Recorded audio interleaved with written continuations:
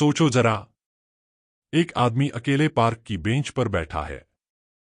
वो फोन नहीं देख रहा, न कोई पोज दे रहा है, न किसी को देख रहा है। वो बस वहीं पूरी शांति से बैठा है। उसके इर्द गिर्द दुनिया भाग रहे हैं। लोग मीटिंग्स के लिए भाग दौड़ कर रहे हैं, पदोन्नति के पीछे लगे हैं, प्यार के लिए स्वाइप कर रहे हैं, दिन का 37वां टिकटॉक बना रहे हैं।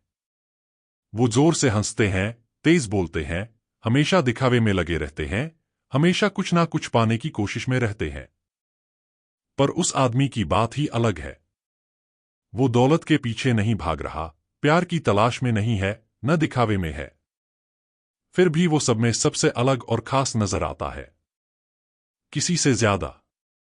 वो कुछ ऐसा बिखेरता है जो दिल को छू जाता है, कुछ अजीब सा, एक तरह की चुप्पी भरी पूर्णता, एक ऐसी मौजूदगी जो कहती है, मुझे तुम्हारी किसी भी चीज की जरूरत नहीं। और यही, दोस्त, उसे उस जगह सबसे खतरनाक इंसान बनाता है।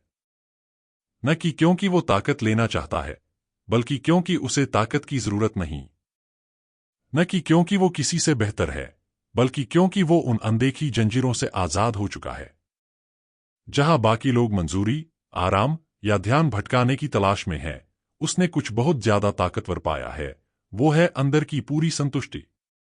और ये सब कुछ बदल देता है, क्योंकि डिजायर्स पर बनी एक समाज में जो आदमी कुछ भी नहीं चाहता, वो एक आईना बन जाता है। और उस आईने में दुनिया अपनी ही ध्यान, तारीफ और ज्यादा पाने की लत देखती है। तो ये सवाल है जो मैं चाहता हूं तुम दिल में रखो जब हम गहराई में जाएं। वो आदमी जो अंदर से पूरा है, वो ऐसे सिस्टम को क्यों धमकाता है जो तुम्हारी खालीपन से फायदा उठाता है? चलो सच्चाई से बात करते हैं।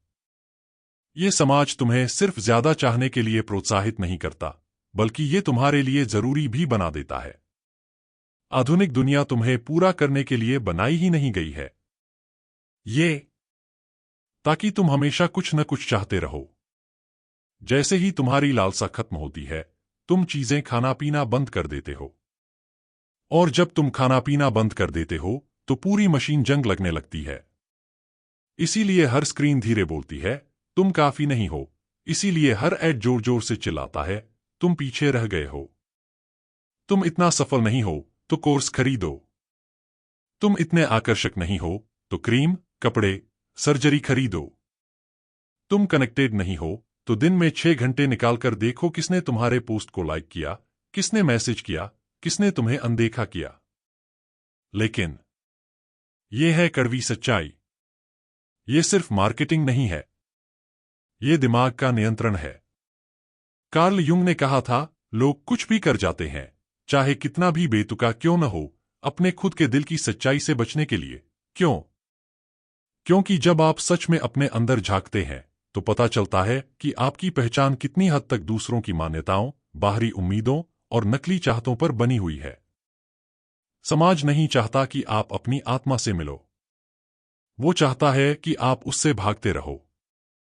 क्योंकि जैसे ही आप अपने अंदरूनी संसार का सामना करते हो, आपको दिखने लगता है कि आपको कितना ज्यादा नियंत्रित किया गया है। तुम्हारी बाहरी दुनिया ऐसी है। और ये बात सिर्फ यंग को ही नहीं पता थी। सदियों पहले मकावेली ने भी यही बात समझ ली थी, लेकिन शतरंज के दूसरी तरफ से। राजकुमारों और शासकों के सलाहकार के तौर पर उसे पता था कि जनता को कैसे कंट्रोल करना है। उसकी सलाह थी, कभी भी लोगों को पूरा महसूस मत होने दो, उन्हें व्यस्त रखो, उनकी जरूरतें बनाए रखो, उन्हें हमेशा ताज की तरफ देखना पड़ा ताकि वे अपनी मुक्ति के लिए उसी पर निर्भर रहें। क्योंकि जिस नागरिक को संतुष्टि मिल जाए, जो कमी का डर न रखे, जो तारीफ की भूख न रखे, वो नागरिक वही है जिसे शासन करना मुमकिन नहीं। ये बात सोचो। जब तुम्हें किसी चीज की जरूरत नहीं होती, तो कोई भी तुम्हारे सामने लालच नहीं रख सकता। कोई वादा तुम्हें बहक नहीं सकता। कोई धमकी तुम्हें डरा नहीं सकती। तुम बिना किसी के नियंत्रण के हो जाते हो। और जो सिस्टम निर्भरता पर टिका होता है, उसके लिए ये सबसे बड़ी विद्रोह की बात है। तो अगली बार जब तुम्हें लगे कि तुम्हें कुछ और पाने की, कुछ और बनने की या कुछ और साबित करने की जरूरत है, तो रुक जाओ। खुद से पूछो, क्या ये असली चाहत है या वो निर्भरता है जिसकी आदत मुझे लग गई है? क्योंकि जो आदमी अपनी जरूरतों पर सवाल करता है, वो आधा आजादी की तरफ बढ़ चुका है। और जो आदमी अब किसी चीज का जरूरत नहीं रखता, वो है पहले से ही वहां है। तो क्या होता है जब आदमी उस सब को भूलने लगता है जो समाज ने उसे सिखाया है? क्या होता है जब वह अपनी कदर इस बात से न मापे कि उसके पास कितना है, कितने लोग उसे पसंद करते हैं, या वह खेल में कितना अच्छा है? कार्ल यंग ने इस बदलाव के लिए एक शब्द दिया था, व्यक्तिकरण। वो प्रक्रिया जिसमें आप वही बनते हैं जो आप सच में हैं, ना कि वो जो दुनिया ने आपको बनने को कहा। ये और जोड़ने का मामला नहीं है, बल्कि सब नकली चीजें हटाने का है। इस सफर के बीचों बीच दो ताकतों का सामना होता है, परसोना और छाया। परसोना वो मुखौटा है जो तुम समाज में जीने के लिए पहनते हो। ये तुम्हारी चमकदार छवि है, वो पसंदीदा रूप जो तुम्हें नकारा न जाए इसलिए दिखावा करता है। ये तुम्हारा वो हिस्सा है जो अभिनय करता है। युंग ने कहा था, परसोना एक प्रकार की चोली जैसा होता है जो हम दुनिया से निपटने के लिए पहनते हैं, लेकिन यही तुम नहीं हो। ये तुम्हारा वह रूप है जो तुम दिखावा करते हो। ज्यादातर लोग इस मुखौटे को अपनी असल पहचान समझ बैठते हैं और इसी वजह से वो इसके कैदी बन जाते हैं। लेकिन जो इंसान व्यक्तिगत विकास के रास्ते पर चलता है, वो ये मुखौटा उतार देता है। वो अपने अंदर झांकता है और वहीं अपनी असली पहचान पाता है। छाया, वो सब कुछ जो उसे बनने से मना किया गया था। उसका गुस्सा, उसकी तृष्णा, उसका डर, उसकी महत्वाकांक्षा, उसके जख्म। ज्यादातर लोग अपने इस हिस्से से भागते हैं। युंग ने चेतावनी दी, लोग कुछ भी कर जाते हैं, चाहे वो कितना भी बेतुका क्यों न हो, अपने खुद के आत्मा का सामना करने से बचने के लिए। लेकिन खतरनाक आदमी, वो जो कुछ भी नहीं चाहता, वो नहीं भागता। वो उसे अपनाता है। वो छाया को रोशनी में लाता है। वो उसे खुद पर हावी नहीं होने देता, लेकिन अब उसे नकारता भी नहीं। और ऐसा करके वो पूरा हो जाता है। ये आदमी अब स्वीकृति की इच्छा नहीं रखता। उसे अस्वीकृति से डर नहीं लगता। वो अब किसी चीज के पीछे नहीं भागता। ये सब उसके अंदर छुपे संघर्ष करने की जरूरत के वजह से है। उसने अपने अंदर के काम किए हैं, वो चुपचाप कठोर काम जो खुद का सामना करना होता है। वो किसी और की परिभाषा के हिसाब से अच्छा बनने की कोशिश नहीं कर रहा है। वो बस असली बनने की कोशिश कर रहा है। और यही उसे खतरनाक बनाता है, क्योंकि वो समाज से अपनी सच्चाई की मंजूरी का इंतजार नहीं करता। उसे अपने सच का पता खुद है। वो प्रतिक्रियाशील नहीं है। वो जड़ में टिक गया है। वो ट्रेंड्स का पीछा नहीं करता। वो सच का पालन करता है। और नकली चीजों से भरे इस दुनिया में कोई जो सच्चे तौर पर पूरा है, वो ऐसा आईना बन जाता है जिसे लोग देखना पसंद नहीं करते, क्योंकि वो उनको वो चीजें याद दिलाता है जिनसे उन्होंने खुद बचने की कोशिश की है। अब कदम रखो ताकत, राजनीति और नियंत्रण की दुनिया में। मकियावेली ने दुनिया को वैसा नहीं देखा जैसा होना चाहिए था, बल्कि जैसा है वैसा देखा। अपने किताब द प्रिंस में उन्होंने लिखा है कि इंसान दो चीजों से प्रेरित होते हैं, डर और उम्मीद। इसी से शासक लोग लोगों को काबू में रखते हैं। अगर तुम्हें सजा का डर होगा तो तुम मान जाओगे। अगर तुम्हें इनाम की उम्मीद होगी तो तुम मान जाओगे। ये एक सिंपल फॉर्मूला है। उन्हें इतना डर दो कि वे सतर्क रहें। इतना इंतजार दो कि वे वफादार बने रहें। उन्हें जरूरत महसूस कराओ। उम्मीदों में रखो। और तुम्हारे पास हमेशा उन्हें नियंत्रित करने के लिए हथियार मौजूद रहेंगे। पर तब क्या होता है जब किसी आदमी को अब डर नहीं लगता? जब वह खुद के अलावा किसी और चीज की उम्मीद करना छोड़ देता है, तब क्या होता है? वही आदमी माकावेरी का सबसे बड़ा डर है, क्योंकि उसे वादों से फंसाया नहीं जा सकता और धमकियों से डराया नहीं जा सकता। उसे पदसम्मान से खरीदा नहीं जा सकता। उसे देश निकाला देकर चुप कराया नहीं जा सकता। उसे आपसे कुछ भी चाहिए नहीं होता। तो फिर आपके पास क्या हथियार बचते हैं? वह खतरनाक इसलिए नहीं है क्योंकि वह सिस्टम को पलटना चाहता है, बल्कि इसलिए खतरनाक है क्योंकि वह सिस्टम से प्रभावित ही नहीं होता।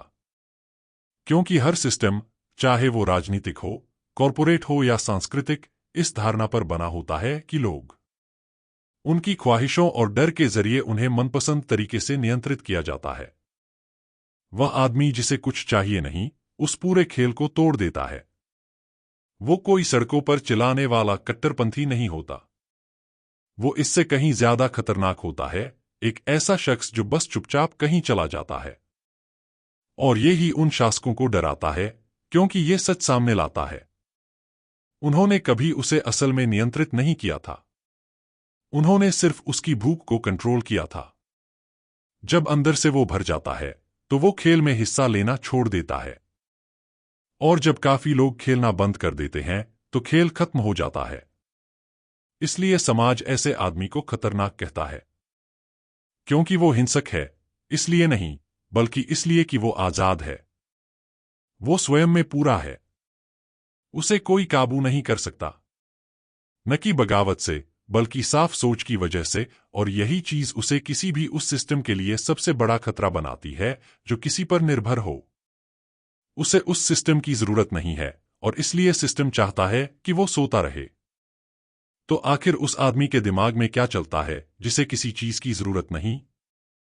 ये सोचना आसान है कि वो ठंडा, अलग थलग, बेभाव है, लेकिन ऐसा नहीं है। वो बेहोश नहीं है। बस उसे कोई शासन नहीं करता। और ये फर्क ही सबसे खास है। फर्क ये है कि ये आदमी एक ऐसी मानसिक आजादी हासिल कर चुका है जो ज्यादातर लोग कभी महसूस भी नहीं करते। उसे अब बाहर की किसी चीज का सहारा नहीं चाहिए, और ये सब एक सादे लेकिन डराने वाले गुण से शुरू होता है। उसे अकेले रहना भी मायने नहीं रखता। ज्यादातर लोग अकेलापन ऐसे मानते हैं जैसे कोई बीमारी हो। वे लगातार म्यूजिक चलाते रहते हैं, बातें करते रहते हैं, स्क्रीन चमकाते रहते हैं, बस अपने ख्यालों के साथ बैठने से बचने के लिए। लेकिन आत्मनिर्भर इंसान ने खामोशी के साथ मेल कर लिया है। उसे लगातार किसी चीज की जरूरत नहीं पड़ती। वो खुद से लड़ाई में नहीं है, इसलिए उसे उकसावे की जरूरत नहीं पड़ती। वो किसी चीज से भागने की कोशिश नहीं कर रहा। असल में वो खुद की सुनता है। ये ताकत की सबसे पहली निशानी है। दूसरा, वो सबकी सहमति पाने की कोशिश नहीं करता। उसे ये देखने की जरूरत नहीं पड़ती कि उसकी राय लोगों को पसंद आ रही है या नहीं। उसे भरोसा पाने के लिए किसी भीड़ की जरूरत नहीं होती, क्योंकि उसकी मंशा, उसकी दिशा अंदर से आती है। वो स्थिर है। इसका मतलब ये नहीं कि वो घमंडी है या सबको नजरअंदाज करता है। इसका मतलब है कि वो खुद सोचता है। और जब आप खुद सोचते हो, तो अकेले खड़े होने से भी डरते नहीं हो।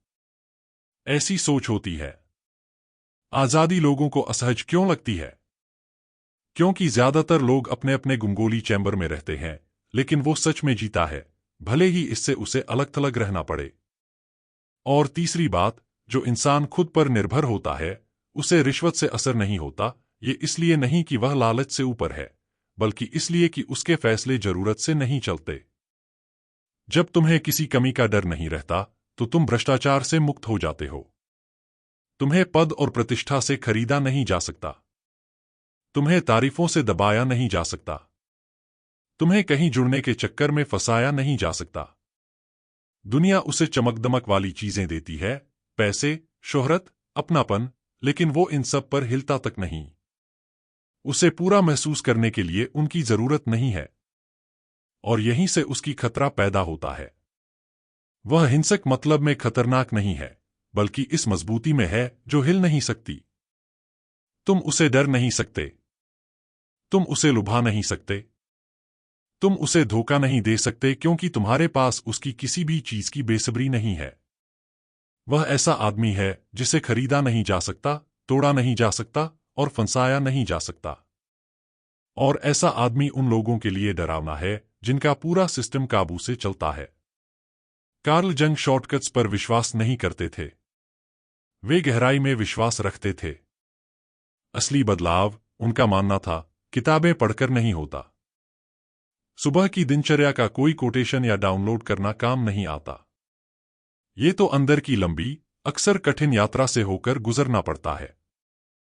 धीरे धीरे अपनी आत्मा के टुकड़े वापस लेना होता है। यूनंग के लिए इस यात्रा के स्पष्ट चरण होते थे। शुरुआत होती है पर्सोना यानी उस मेकअप से जो हम अपनी सुरक्षा के लिए पहनते हैं। फिर छाया से जूझना होता है, वो हिस्से जो हमने दबा दिए या नकार दिए।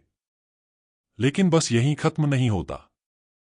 अंधकार का सामना करने के बाद हमें एनिमा या एनिमस से भी मुलाकात करनी होती है, जो हमारे बाहरी व्यक्तित्व का अंदरूनी दूसरा पहलू होता है।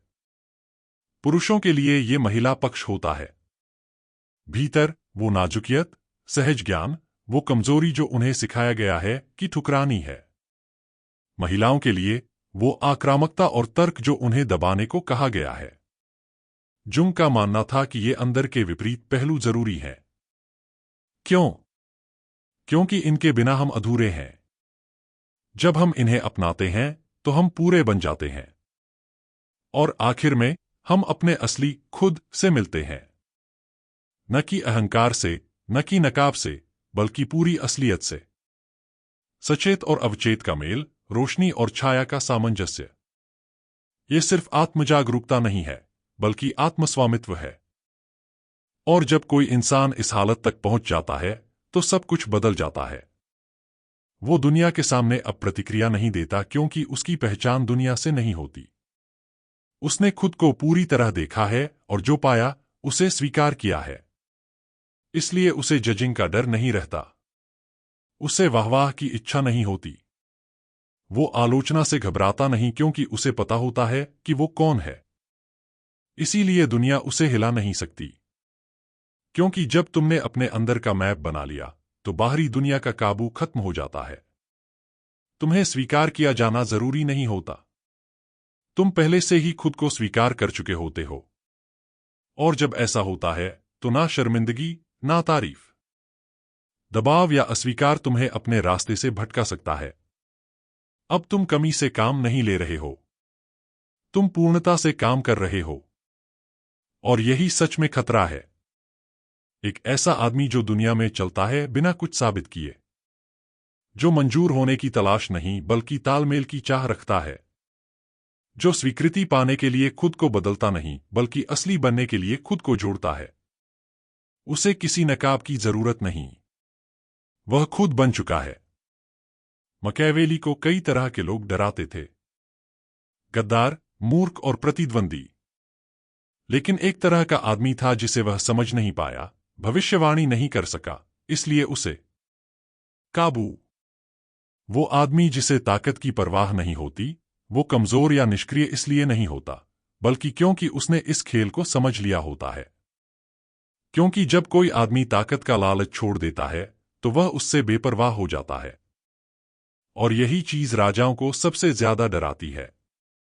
द प्रिंस में मकैवेली ने बताया कि ताकत कैसे बनाई जाती है, बढ़ाई जाती है और बचाई जाती है। उनकी मानना थी कि लोग इसके लिए कुछ भी कर सकते हैं, धोखा दे सकते हैं, चापलूसी कर सकते हैं, झूठ बोल सकते हैं, अपनी नैतिकताएं भी त्याग सकते हैं, और ज्यादातर करते हैं। लेकिन क्या होता है जब कोई पूरी दौड़ से बाहर हो जाता है? जब कोई आदमी कोई चाल नहीं चलता, रुतबे के लिए लड़ता नहीं, ध्यान पाने की कोशिश नहीं करता और अपनी जगह को चढ़ाई की ऊंचाई से नहीं मापता। अब यहां एक उलझन है। वह आदमी उन लोगों से ज्यादा ताकतवर बन जाता है जो सिर्फ सत्ता के पीछे भागते हैं। क्यों?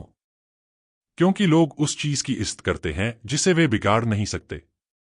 वे उसकी तारीफ करते हैं जिसे समझ नहीं पाते, और वे उस चीज की तरफ खींचते हैं जो उन्हें आजाद लगती है। जो आदमी सिंहासन छोड़ देता है अक्सर उस व्यक्ति से ज्यादा सम्मान पाता है जो उस पर बैठता है।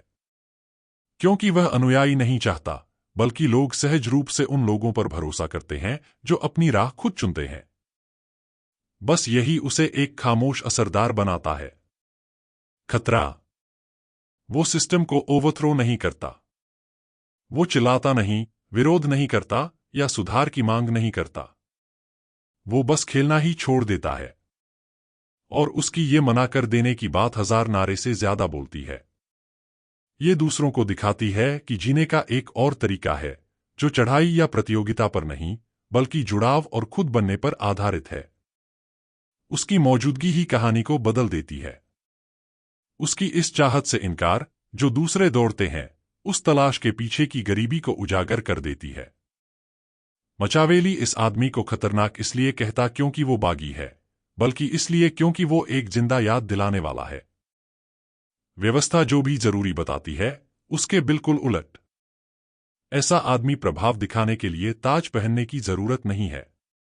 उसके पास कोई पद नहीं होता, फिर भी वह चुपचाप हवाइयों को चुनौती देने वाला आदर्श बन जाता है। और सबसे खराब बात यह है कि वह दूसरों के दिमाग में ये बो देता है, क्या मुझे भी इसकी जरूरत है? ये एक सवाल अगर कहीं धीरे से पूछा जाए तो चाहत पे टिका हुआ पूरा साम्राज्य ढह सकता है। इसे जैसा है वैसा ही बुलाते हैं, जरूरत न होना ही विरोध है। न तेज न दिखावटी, न सीधे सीधे टकराव वाली बात, पर सच्ची, गुपचुप और क्रांतिकारी। हम एक ऐसी दुनिया में जी रहे हैं जो तुम्हें हमेशा कुछ न कुछ चाहता बनाने के लिए बनाई गई है। क्योंकि जब तुम चाहो तब मान जाओ। जब भूख लगेगी सब कुछ कर जाओगे खाने के लिए। तो सिस्टम का काम तुम्हें संतुष्ट करना नहीं है, बस इतना अधूरा रखना है कि तुम हार्ड वर्क करते रहो। अर्थव्यवस्था में वे तुम्हारी जरूरत को इस तरह बढ़ाते हैं कि तुम खुद को कभी पूरा महसूस नहीं कर पाओ। इसलिए तुम लगातार चीजें खरीदते रहो ताकि साबित कर सको कि तुम कुछ हो। नई गाड़ी, नई स्किन, नया स्टेटस सिंबल। मार्केट सिर्फ प्रोडक्ट नहीं बेचता, पहचान बेचता है। और जब तुम इसमें विश्वास करना बंद कर देते हो तो ये चक्र टूट जाता है। राजनीति में वे तुम्हारी निर्भरता पर पनपते हैं। तुम्हें चाहिए होता है कि हम सब ठीक करें। तुम्हें हमारी जरूरत है ताकि हम तुम्हारी रक्षा करें। तुम्हें हमारी जरूरत है ताकि हम उस अराजकता से तुम्हें बचा सकें जिससे हम चुपके से फायदा उठाते हैं। नेता माता पिता बन जाता है और तुम डर गया बच्चा। लेकिन जो इंसान किसी चीज का मोहताज नहीं होता, वो किसी के सहारे बचाए जाने का इंतजार नहीं करता। वो अपनी ताकत किसी और पर नहीं छोड़ता। वो खुद को पीड़ित नहीं बनाता। और मनोवैज्ञानिक तौर पर यह मैनिपुलेशन और भी गहरा होता है। तुम्हारी कद्र ध्यान, लाइक, दिखने और पसंद किए जाने से जुड़ जाती है। हमें यह सिखाया जाता है कि स्वीकार्यता का मतलब ही हमारी कीमत है। इसलिए हम असली निर्माण करने की बजाय महत्व पाने की कश्ती में लगे रहते हैं। आत्मसम्मान। लेकिन असली बात यह है कि कोई भी इस बात से फायदा नहीं उठाता कि तुम जानते हो तुम्हें इन सब की जरूरत नहीं है ताकि तुम पूरा महसूस कर सको। जो इंसान ये समझ लेता है वो सिस्टम में एक कमी बन जाता है। वो एल्गोरिदम के लिए काम का नहीं रह जाता। बाजारों के लिए मुनाफे का जरिया नहीं रह जाता। राजनीतिक वादों के प्रति वफादार नहीं रहता। वो घबराता नहीं, भीख नहीं मांगता, दिखावा नहीं करता।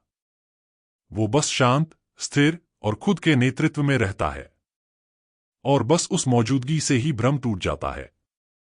क्योंकि जब तुम उस भूमिका को निभाना बंद कर देते हो जिसमें तुम कमी महसूस करते हो, तो असल में तुम ये खेल ही खेलना छोड़ देते हो।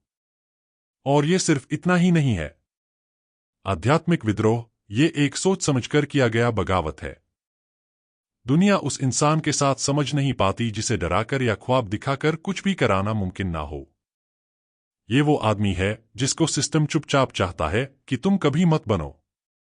असली आत्मनिर्भरता सिर्फ ग्रिड से बाहर जाकर या दुनिया से नाता तोड़ लेने का नाम नहीं है। ये उससे कहीं गहरी बात है। ये अलगाव की बात नहीं है, बल्कि जुड़ाव की है। एक ऐसा आदमी जिसे किसी चीज की जरूरत नहीं होती, उसने अपने अंदर की 4 अलग अलग दुनियाओं पर महारत हासिल कर ली होती है। और जब ये सब सटल मिल जाते हैं तो वो हिलने वाला नहीं रहता। मानसिक तौर पर वो भीतर से पूरा होता है। वो तारीफ का इंतजार नहीं करता ताकि गर्व महसूस करे। आलोचना में नहीं टूटता। उसकी पहचान कमजोर नहीं क्योंकि वो किसी और पर निर्भर नहीं है। उसने अपने अतीत से मेल मिला लिया है, अपनी गलतियां स्वीकार करता है और अपनी कीमत दूसरों पर नहीं शो करता है। इससे वो घमंडी नहीं बनता, बल्कि पूरा बनता है। नैतिकता में वो अपनी चुनी हुई सोच पर चलता है, न कि वो जो बिना सोचे समझे माता पिता, मीडिया या अपनी संस्कृति से मिली हो। उसने उसे जांचा, परखा, उसके लिए संघर्ष किया और अब उसे इसका सचेत रहना निभाने के लिए किसी की तारीफ की जरूरत नहीं। यही उसकी सच्चाई है। भीड़ मुड़े तो वो हिलता नहीं। वो करता है जो सही है, जो लोकप्रिय है वो नहीं। हो सकता है अकेले चले, लेकिन कभी अपने मूल्यों के खिलाफ नहीं चलता। दिमागी तौर पर वो जोखिम भरे विचार करता है। जो दूसरों को स्वीकार्य है, उस पर सवाल उठाता है। वो पवित्र सच्चाइयों को चुनौती देने को तैयार है, विरासत में मिली मान्यताओं को तोड़ने को तैयार है, और विश्वास की नई प्रणाली खुद ही बनाता है। वो आराम को सच समझकर भ्रमित नहीं होता। उसे झूठ में ढूंढा आराम चाहिए नहीं, उसे सच की परेशानियां पसंद है। इसलिए उसे प्रोग्राम नहीं किया जा सकता, क्योंकि वो पहले से ही उसने सॉफ्टवेयर को पूरी तरह तोड़ मोड़ किया। और हिम्मत की बात करें तो वो दबाव में कभी नहीं झुकता। दुनिया चाहे कितना भी धकेलो, मजाक उड़ाओ, बहकाओ या धमकाओ, लेकिन वह अपनी जड़ें मजबूत रखता है। वह तालियां बटोरने के पीछे नहीं भागता। उसे खत्म किए जाने का डर नहीं। वह अपनी पसंद खुद सोच समझकर करता है, चाहे इसके लिए उसे सब कुछ गंवाना पड़ जाए। उसकी ताकत किसी पर हावी होने में नहीं, बल्कि अपनी आजादी बनाए रखने में है। इसलिए उसे आसानी से इस्तेमाल नहीं किया जा सकता। उसके पास कोई पट्टा नहीं जिसे पकड़ो। उसने पहले ही फैसला कर लिया है, मैं दुनिया हारने को तैयार हूं, लेकिन खुद को नहीं। सच कहूं तो ये रास्ता कोई चमक-दमक वाला नहीं है। ये आसान भी नहीं है, और यह हर किसी के बस की बात नहीं है। वो आदमी बनना जो किसी चीज का मोहताज नहीं, अपनी कीमत होती है। लोग तुम्हें गलत समझेंगे, तुम्हें ठंडा, दूर या घमंडी कहेंगे, क्योंकि वो उस शख्स को नहीं समझ पाते जो उनकी तरह कुछ पाने की तड़प नहीं रखता। वो तुम्हारे इरादों पर शक करेंगे, तुम्हारी चुप्पी को खालीपन समझेंगे, तुम्हारे संयम को कमजोरी, तुम्हारे नहीं मानने को बागीपन। लेकिन वो गलत हैं। तुम बगावत नहीं कर रहे हो, तुम बस याद कर रहे हो। तुम्हारे रिश्ते टूटेंगे, क्योंकि तुम्हें फिक्र नहीं है, इसलिए नहीं, बल्कि क्योंकि तुम अब दिखावा करना छोड़ दोगे।